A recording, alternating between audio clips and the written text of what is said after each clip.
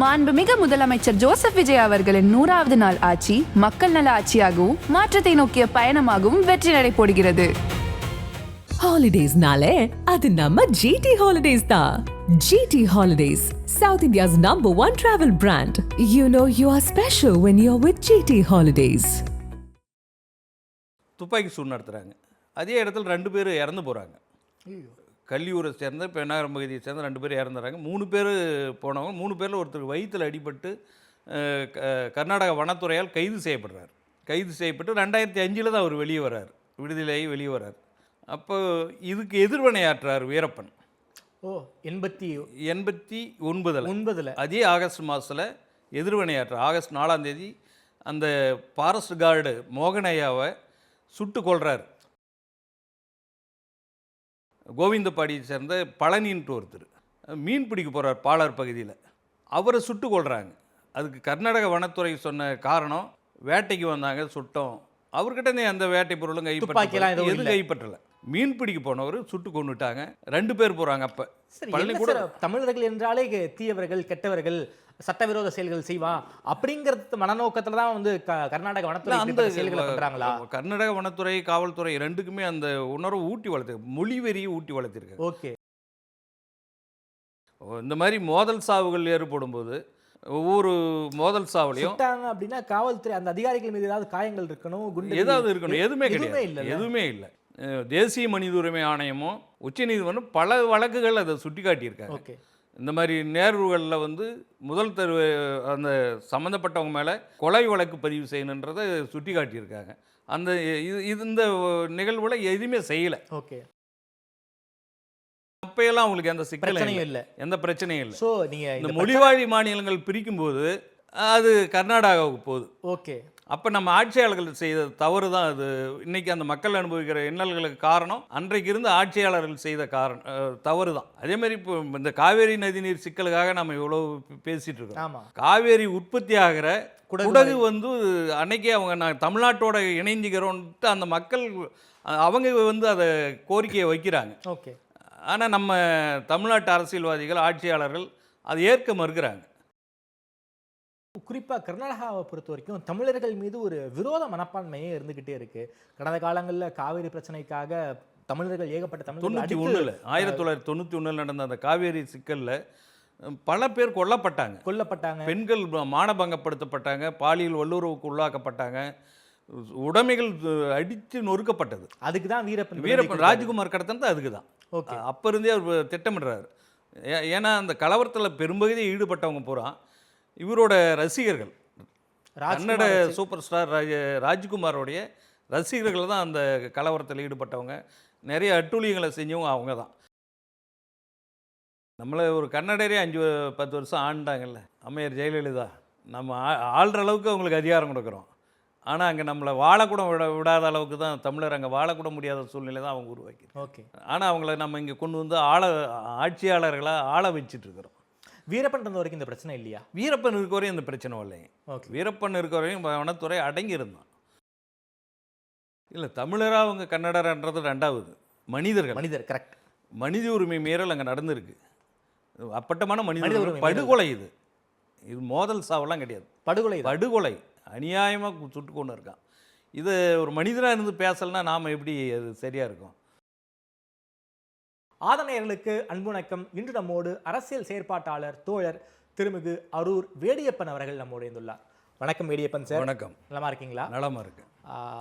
கர்நாடக மாநிலம் சாம்ராஜ் நகர் மாவட்டம் ஹானூர், குறிப்பாக தமிழர்கள் அதிகமாக இருக்கக்கூடிய பகுதி ஹானூரை பற்றி உங்களுக்கு நல்லாவே தெரியும். அங்கே வந்து ஒரு பெரிய பாதுகாக்கப்பட்ட வனப்பகுதி, காவேரி வைல்ட் லைஃப் சாங்சுரியெலாம் அந்த இடத்துல இருக்குது. தமிழர்கள் பெரும்பான்மையாக வசிக்கிறாங்க.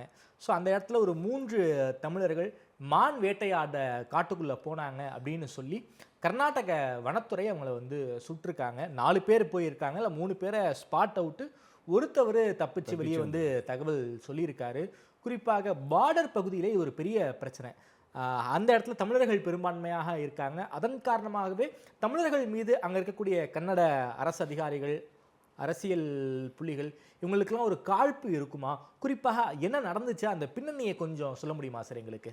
இது அங்கே இருக்கிற அந்த தமிழர்கள் மேலே இருக்கிற காழ்ப்புணர்ச்சி தான். ஆ. அங்கே இருக்கிற அரசியல்வாதிகள் என்பதை விட இந்த காவல்துறை வனத்துறையினர் வந்து நேரடியாக மக்களை இது போன்ற சம்பவங்களில் ஈடுபடுறதுன்றது வழக்கமான ஒன்று. இது இப்போ புதுசாக இது நடக்கலை. புதுசாக நடக்கலை. என்ன சார் சொல்றீங்க? ஆரம்பங்கள்லேருந்தே நடந்துட்டு இருக்கிற ஒரு செய்தி. அப்படியா? ஆமாம். 1989 ஆடிப்பெருக்கு முதல் நாள், அதாவது ஆடி 17, பெண்ணாகரம் பகுதி கள்ளிபுரம் அப்படின்னு ஒரு பகுதி இருக்குது. அங்கேருந்து மூங்கில் வெட்ட போகிறாங்க.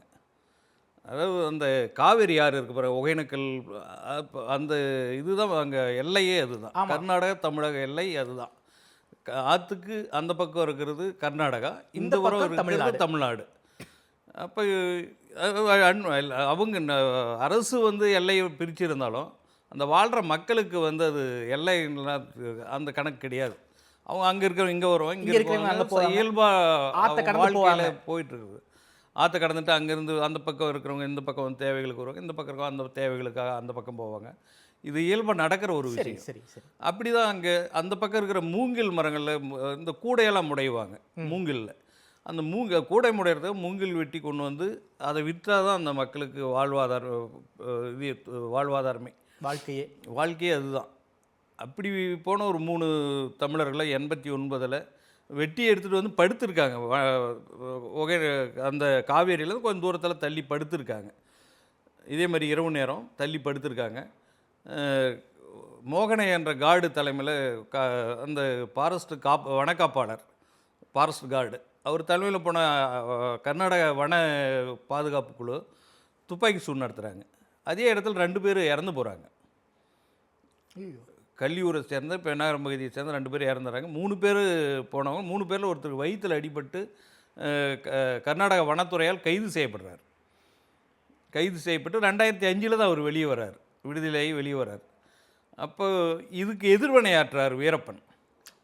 89 அதே ஆகஸ்ட் மாதத்தில் எதிர்வினையாற்றார். ஆகஸ்ட் 4ஆம் தேதி அந்த ஃபாரஸ்ட் கார்டு மோகனையாவை சுட்டு கொள்கிறார்.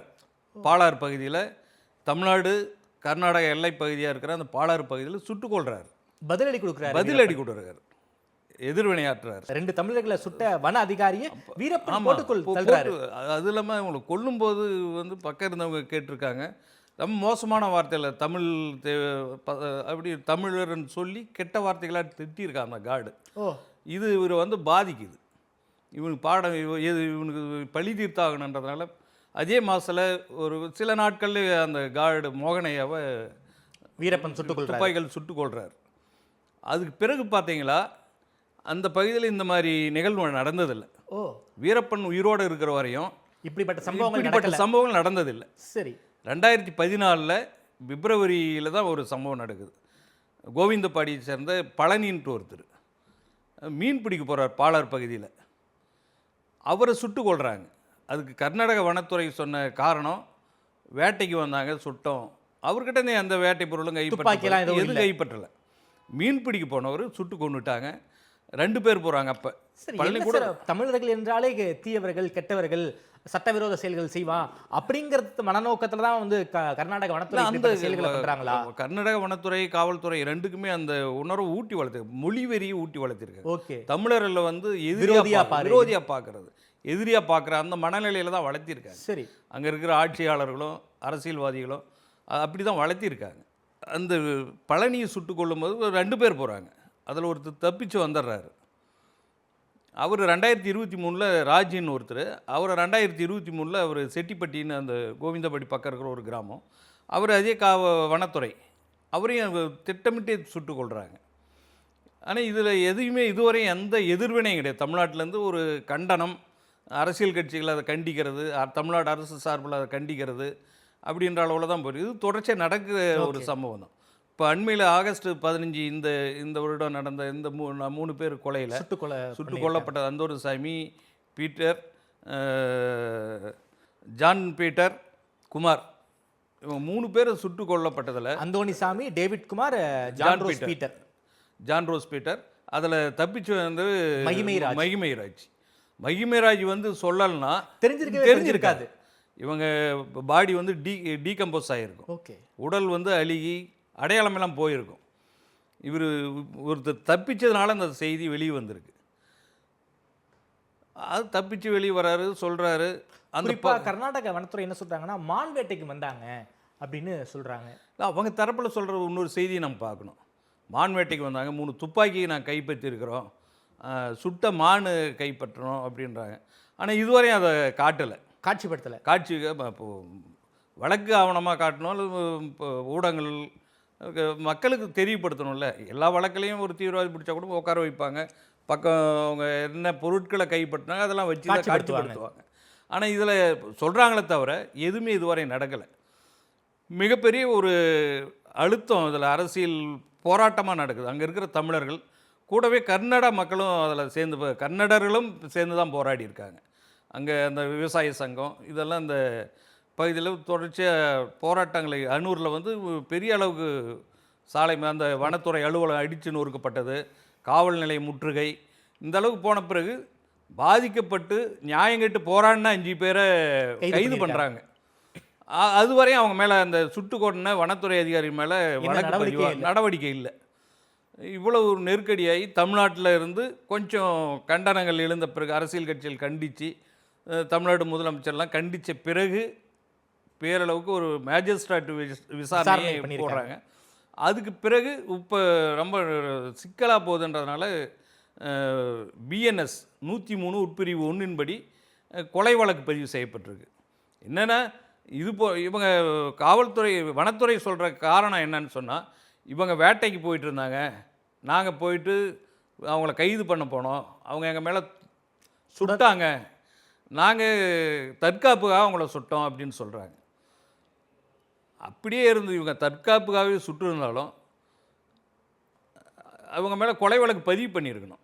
ஆனால் இவ்வளவு நெருக்கடிகள், அழுத்தங்கள் வர வரையும் எதுவுமே பண்ணலை. அவங்க கைப்பற்றதாக சொல்லப்பட்ட எந்த பொருளும் இதுவரையும் காட்சிப்படுத்தலை, விசாரணைக்கு இது வழக்கு ஆவணமாக வழக்குக்காக அதை ஒப்படைக்கலை. அப்போ திட்டமிட்டு காவல்துறையுமே இதில் அவங்களுக்கு ஆதரவாக தான் செயல்பட்டுருக்காங்க.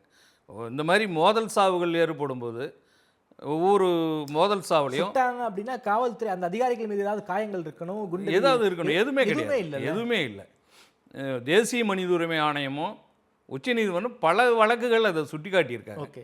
இந்த மாதிரி நேர்வுகளில் வந்து முதல் அந்த சம்மந்தப்பட்டவங்க மேலே கொலை வழக்கு பதிவு செய்யணுன்றதை சுட்டி காட்டியிருக்காங்க. அந்த இந்த நிகழ்வில் எதுவுமே செய்யலை. மக்கள் போராட்டம் அங்கேருந்து தன்னிச்சையாக பெரிய அளவுக்கு ஒரு போராட்டம் வெடித்த பிறகு வேறு வழி இல்லைன்றதுனால அதை செஞ்சுருக்காங்க. இன்னொன்று பார்த்தீங்களா, இயல்பாகவே இந்த கொள்ளைகால் வட்டம் வந்து தமிழ்நாட்டில் இருந்தது, தமிழர் பகுதி. முழுக்க 90% மேற்பட்டவர்கள் தமிழர்கள். இப்போ சாம்ராஜ் நகரே பார்டரில் தான் இருக்குது. சாம்ராஜ் நகரில் தமிழர் இருக்க பகுதி தான், அது பார்டரில் தான் இருக்குன்னு வச்சுக்கோங்களேன். சாம்ராஜ் நகரில் பெரும்பான்மையான இடங்களில் தமிழர்கள் தான் இருக்காங்க. தமிழர்கள் தான். சாம்ராஜ்யர் பகுதியெல்லாம் தமிழர்கள் தான். கொள்ளைகால் வட்டம் முழுக்க ஏற்கனவே அது கோயம்புத்தூர் மாவட்டத்தில் இருந்தது. சாம்ராஜ் நகர் கோயம்புத்தூர்ல இருந்துச்சு. சாம்ராஜ் நகர் இது கொள்ளைகால் இல்லை கோயம்புத்தூரில், ஆனூரில் கோயம்புத்தூரில் இருந்தது. எப்போ சென்னை மெட்ராஸ் பிரசிடென்சியாக இருக்கும்போது இது கோயம்புத்தூர் மாவட்டம் அதெல்லாம் இயல்பாக. அது இல்லாமல் இந்த மேட்டூர் அணை கட்டுமான பணிகள் நடக்கக்குள்ள இங்கேருந்து புலம்பெயர்ந்த மக்கள், அங்கேருந்து வெளியேறினவங்க, ஒரு 100க்கு மேற்பட்ட கிராமத்தில் இருந்தவங்க வெளியேறாங்க. இவங்க பூரா போட்டு அந்த பகுதியில், ஏன்னா அப்பயே தமிழ்நாடுன்றதுனால அவங்க அப்போ அந்த பகுதியில் குடியேறாங்க, தமிழ்நாட்டோட பகுதியாக இருந்ததுனால மெட்ராஸ் பிரசிடென்சி, அதனால போகிறாங்க. அப்போயெல்லாம் அவங்களுக்கு எந்த சிக்கலும் இல்லை, எந்த பிரச்சனையும் இல்லை. ஸோ நீங்கள் இந்த மொழிவாழி மாநிலங்கள் பிரிக்கும்போது அது கர்நாடகாவுக்கு போகுது. அப்போ நம்ம ஆட்சியாளர்கள் செய்த தவறு தான் அது. இன்றைக்கி அந்த மக்கள் அனுபவிக்கிற இன்னல்களுக்கு காரணம் அன்றைக்கு இருந்த ஆட்சியாளர்கள் செய்த தவறு தான். அதேமாதிரி இப்போ இந்த காவேரி நதிநீர் சிக்கலுக்காக நம்ம இவ்வளோ பேசிகிட்டு இருக்கோம். காவேரி உற்பத்தி ஆகிற குடகு வந்து அன்னைக்கே அவங்க நான் தமிழ்நாட்டோட இணைஞ்சிக்கிறோன்ட்டு அந்த மக்கள் அவங்க வந்து அதை கோரிக்கையை வைக்கிறாங்க. ஆனால் நம்ம தமிழ்நாட்டு அரசியல்வாதிகள், ஆட்சியாளர்கள் அதை ஏற்க மறுக்கிறாங்க. அவங்கெல்லாம் இது இல்லாதவங்க, காட்டுவாசிகள், அவங்கள வச்சு நமக்கு இருக்காது அப்படின்னு. ஆனால் இன்றைக்கி நம்ம காவேரி நீருக்காக கையேந்து நிற்கிறோம். இந்த மாதிரி பல தவறுகள் நம்ம ஆட்சியாளர்கள் செய்த தவறு இன்றைய வரையும் நம்முடைய தமிழ் மக்கள் வந்து அதை அனுபவிக்கிறாங்க. குறிப்பாக கர்நாடகாவை பொறுத்த வரைக்கும் தமிழர்கள் மீது ஒரு விரோத மனப்பான்மையே இருந்துக்கிட்டே இருக்கு. கடந்த காலங்களில் காவிரி பிரச்சனைக்காக தமிழர்கள் ஏகப்பட்ட தமிழர்கள் 1991 நடந்த அந்த காவேரி சிக்கலில் பல பேர் கொல்லப்பட்டாங்க. பெண்கள் மானபங்கப்படுத்தப்பட்டாங்க, பாலியல் வல்லுறவுக்கு உள்ளாக்கப்பட்டாங்க, உடைமைகள் அடித்து நொறுக்கப்பட்டது. அதுக்கு தான் வீரப்பன் ராஜ்குமார் கடத்தனது அதுக்கு தான். அப்போ இருந்தே அவர் திட்டமிடுறாரு. ஏன்னா அந்த கலவரத்தில் பெரும்பகுதியை ஈடுபட்டவங்க பூரா இவரோட ரசிகர்கள், கன்னட சூப்பர் ஸ்டார் ராஜ்குமாரோடைய ரசிகர்கள் தான் அந்த கலவரத்தில் ஈடுபட்டவங்க. நிறைய அட்டூழியங்களை செஞ்சவங்க அவங்க தான். அதனால தான் அவர், ஏன்னா வீரப்பன் அதை நேரடியாக பார்க்குறாரு. அந்த பாதிக்கப்பட்ட அந்த மக்களை சந்திக்க அவங்க வந்து அந்த காட்டு வழியாக தான் வெளியே வராங்க. தமிழ்நாட்டுக்கு அந்த காட்டு வழியாக தான் வராங்க. இந்த சாம்ராஜ் நகர், கொல்லியாகல், இப்போ நம்ம இந்த அனூர், இந்த வழியாக தான் வெளியே வராங்க. அதெல்லாம் காட்டு உடைமையை இழந்து பசியும் பட்டினுமே வராங்க. அவங்களுக்கெல்லாம் உணவு கொடுத்து அவங்களெல்லாம் சரியாக பராமரித்து வெளியே அனுப்பிச்சி வச்சதில் அது அந்த கொடுமைகள் கேட்குறாரு. அதனால தான் ராஜ்குமார் மேலே அந்த வன்மமே அவருக்கு அதில் தான் வருது. பணத்துக்காகலாம் கடத்தினார்ன்றதெல்லாம் ரெண்டாவது. சரி, இதுதான். ஓகே, அப்போ இருந்தே 91லேருந்தே அவர் ராஜ்குமாரை தூக்கணுன்றதில் கணக்கு போடுறாரு. அது தமிழ்நாடு விடுதலை படை தோழர்கள் போகும்போது இவங்களும் அதே அந்த காவேரி இஷ்யூ, காவேரி நதிநீர் சிக்கல், இந்த விஷயமெல்லாம் அவங்களுக்கும் உடன்பாடாக தான் இருக்குது. அப்போ யாரை தூக்குனா இது எப்படி தீர்வு காண்றதுன்றதில் இவர் சொல்கிறார். இந்த ராஜ்குமார் கெஞ்சனூர் தான் சொந்த ஊர், இங்கே தான் வர்றார் பண்ணை வீட்டுக்கு. தூக்கணும்னா இவர் அந்த கர்நாடகத்தில் செல்வாக்கு மிக்கவர், சினிமா துறையிலையும் அரசியல்லையுமே செல்வாக்கு மிக்கவர். இவரை வச்சுட்டு நம்ம கோரிக்கைகளை வச்சோம்னா நம்ம கோரிக்கை நிறைவேறுன்றது தான் அவங்க திட்டம். பணம்ன்றாங்க பாரு, அதெல்லாம் கிடையாது. பணத்துக்காக பண்ணால் அவர் காட்டுக்கு முன்னாலே காட்டுக்குள்ளே கூட்டி போகிறது முன்னே ராஜ்குமாரே கேட்குறாரு, உங்களுக்கு எவ்வளோ பணம் வீரப்பன் நான் கொடுக்குறேன், என்னை விட்டுருங்க அப்படின்ட்டு. பணம் வேணா அவர் காட்டுக்கே கூட்டி போயிருக்க வேண்டிய தேவையே, வீட்லேயே வாங்கியிருந்தேன், இங்கே வீட்டுக்கு தோட்டத்திலே வாங்கிட்டு இவங்களை விட்டுட்டு போயிருக்கலாம். அவர் இந்த மாதிரி தமிழர் நலன் சார்ந்த பிரச்சனைகளை வெளிக்கொண்டு வரணும், அது கோரிக்கையை வைக்கணும். கர்நாடக அரசோட அதை ஒரு நிர்பந்தமாக்கணும். கர்நாடக அரசு ஒரு நெருக்கடி கொடுக்கணும். கர்நாடகா மக்களுக்கு இயல்பாகவே தமிழர்கள் மீது ஒரு வெறுப்பு எப்போதுமே இருக்கா? ஏன் அது இல்லை, சாதாரண மக்களுக்கு அந்த வெறுப்புன்றது இல்லை, அரசியல்வாதிகளுக்கு அது இருக்குது. ஓகே, இப்போ இந்த போராட்டத்தில் கூட பார்த்தீங்கன்னா அங்கே இருக்கிற உழைக்கும் மக்கள் இந்த தமிழரோட சேர்ந்து தான் போராடுறாங்க. அரசியல்வாதிகள் அதை அரசியலாக்குறாங்க. அந்த வாட்டாள் நாகராஜ் அந்த மாதிரி அவர் ஒரு தமிழர், வாட்டாள் நாகராஜ் ஒரு தமிழர். ஓ, அப்படியா? ஆமாம், பிழைப்புக்காக அவர் போய் அங்கே கன்னட வேஷம் போட்டு அந்த வேலைலாம் பண்ணிட்டுருக்காரு. சரி, ராஜ்குமாரே ஒரு தமிழர் தான், பிறப்பால் தமிழர். ஆனால் அவர் இதானது ஒரு பிறவி கன்னடரை விட மோசமான கன்னடராக மாறினார். ஆனால் அவரை காப்பாற்றக்கூடாதுன்னு கூட இங்கிருந்த அந்த அம்மா ஜெயலலிதா, அவங்க கன்னடர், உயிரோடு வந்துடக்கூடாதுன்றதில் அவங்க கூட தெளிவாக வேலை செஞ்சாங்க. அதில் ஏன் அதுக்கு அப்படின்னா திமுக அரசு இல்லை, திமுக அரசு அவர் அங்கேயே ஏதாவது காட்டிலே சாவணுன்னு விரும்பினாங்க. அங்கே அது ஒரு பெரிய நெருக்கடியாகும். கர்நாடகத்திலையும் தமிழ்நாட்டிலையும் ஒரு சட்ட ஒழுங்கு பிரச்சனை உருவாகும். இங்கே இவர் ஆட்சி களையணும், திமுக ஆட்சி கருணாநிதி ஆட்சி போகணுன்றதில் அந்த அம்மா, அதனால தான் குளத்தூர் மணி கூட தூதுக்குழுவில் போக வேணான்னு சொல்லி அவர் ஆசிரியர் வீரமணி அந்த காலகட்டங்களில் அவர் அவரோட நிற்கிறார். அதிமுகவோட இருக்கார். சமூக நீதி காத்த வீராங்கனை பட்டமெல்லாம் கொடுத்து அதிமுகவோட இணக்கமாக இருந்த காலகட்டம். சரி சரி, அவர் வழியாக தான் சொல்லி அவர் அந்த அம்மா சொன்னது அதே தான் இவரும் சொல்கிறார். ஐயா ஆசிரியர் வீரமணி ஆனால் குளத்தூர் மணியை வந்து அவர் மாநில அமைப்பு செயலாளர். அப்போ நீங்கள் போகக்கூடாதுன்னு தான் தடுக்கிறார். ஆமாம், அதுக்கு பிறகு தான் விலகல் கடிதம் கொடுத்துட்டு வந்து தான் அந்த தூதுக்குழுவில் போகிறார். அந்த மாதிரி இயல்பாகவே அவங்களுக்கு தமிழர் மீது அந்த தமிழ்நாட்டில் தமிழ் மக்களால் வாழ்ந்த கன்னடர்களுக்கே அந்த உணர்வு இருக்குன்னா அங்கே இருக்கிறவங்க எப்படி இருப்பான்றதை நம்ம பார்க்கணும். குறிப்பாக இப்பயும் காவேரி பிரச்சனை வந்து உச்சத்தில் இருக்குது. இப்போ நேற்றுக்கு முந்த நாள் பாருங்க, காவேரி நதிநீர் சிக்கலில் உச்சநீதிமன்றம் தீர்ப்பு கொடுத்து இன்னும் வந்து செயல்படுத்தலை, கடுமையாக கண்டிச்சிருக்கு. இந்த உச்சநீதிமன்றம் கர்நாடகாவை மிக கடுமையாக கண்டிக்குது. உச்சநீதிமன்றத்தையே மதிக்காத அந்த தைரியம் அவங்களுக்கு எப்படி இருக்குது சார்? அவங்களுக்கு அதுதான் அந்த நாங்கள் என்ன சொல்கிறோமோ அதுதான்ற அளவுக்கு தமிழ்நாட்டுக்கு ஒரு சொட்டு தண்ணி கூட போகக்கூடாதுன்னு நினைக்கிறாங்களா? அதாவது வெள்ள தண்ணி தான் உங்களுக்கு போகணும், உபரி தண்ணி தான் போகணும். உபரி தண்ணி கூட அதுக்கும் மேகதாட்டு அணை கட்டுறான்ல. இப்போ இந்த அனூர் அந்த பகுதியெல்லாம் பார்த்தீங்களா, அது ரொம்ப நெருக்கமான பகுதி, மேகதாட்டுக்கு ரொம்ப நெருக்கமான பகுதி. இதன் மூலமாக அங்கே இருக்கிற தமிழர்களை அச்சுறுத்துறதுன்றது அதுவும் இதில் அடங்கியிருக்கு. சரி. நம்ம அதையும் பார்க்கணும்.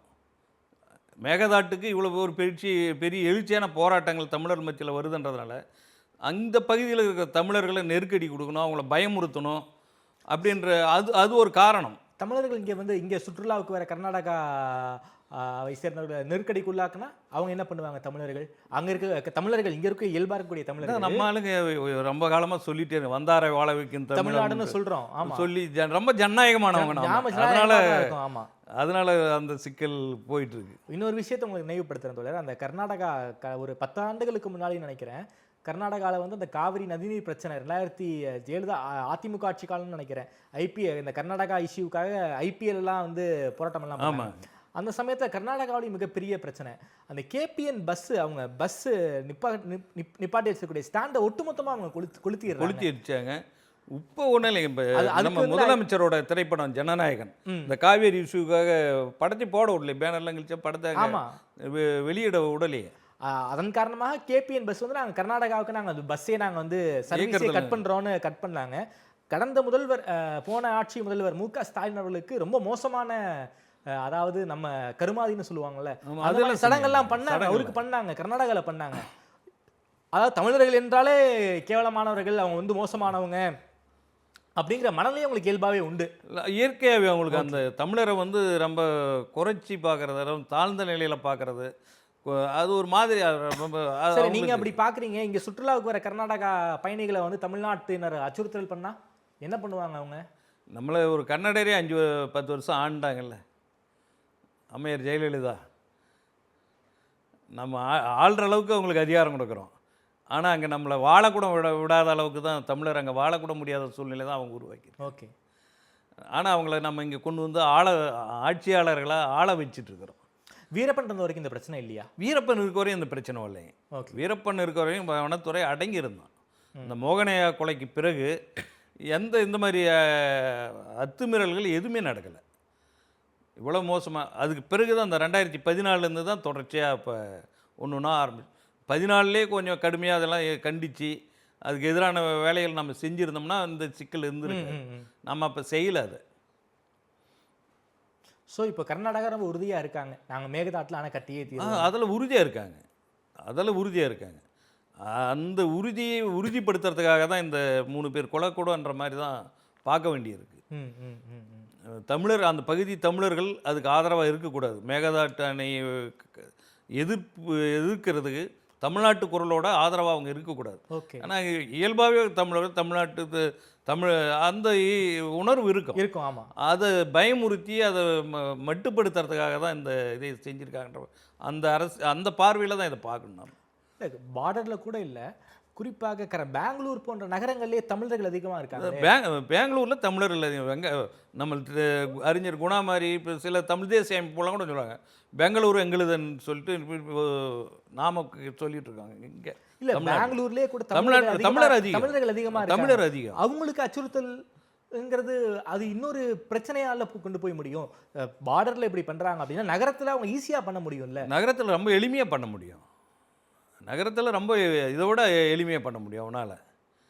இது ஒரு ஆபத்தான போக்கு. ஓகே. இதுக்கு எதிராக இங்கே இருக்கிற அனைத்து அரசியல் கட்சிகள், அரசு ஒருமித்த குரலில் இதுக்கு கடுமையான எதிர்ப்புகளை தெரிவிக்கணும். தமிழ் 3 பேரோட வழக்கையெல்லாம் இப்போ குற்றவாளிகிட்டே வழக்கை கொடுத்து விசாரிக்க சொல்கிற மாதிரி இது சிபிஐ கிட்ட கொடுக்கணும். சிபிஐக்கு மாற்றுகின்றது அதை தான் நம்ம வலியுறுத்துகிறோம்.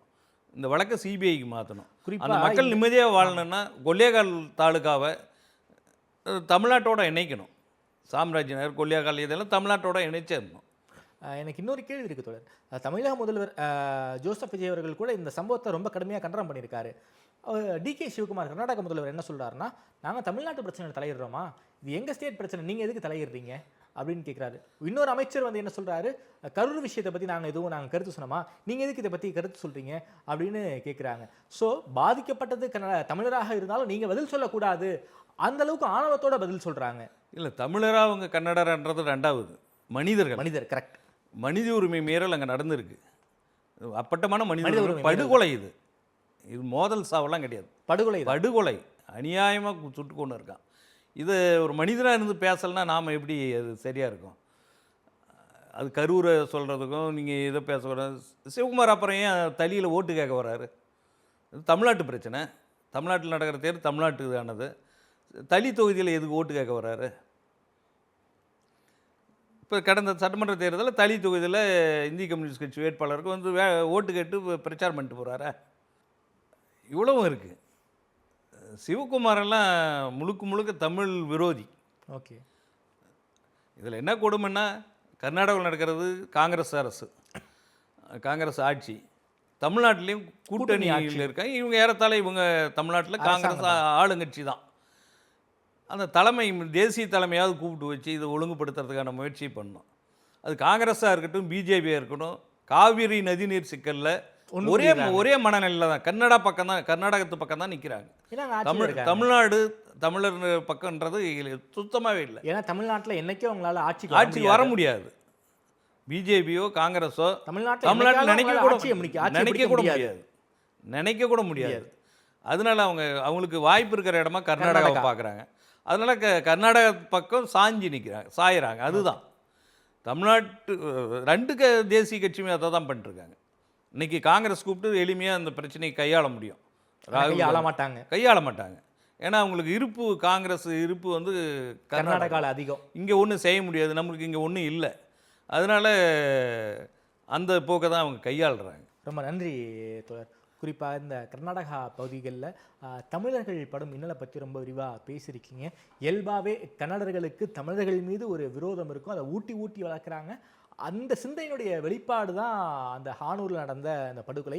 இந்த படுகொலையை வந்து சிபிஐ விசாரிக்கணும், இந்த ஹானூர் சாம்ராஜ் நகரை தமிழ்நாட்டோட இணைக்கணும்னு ஒரு பெரிய டிஸ்கஷனை நோக்கி கொண்டு போயிருக்கீங்க.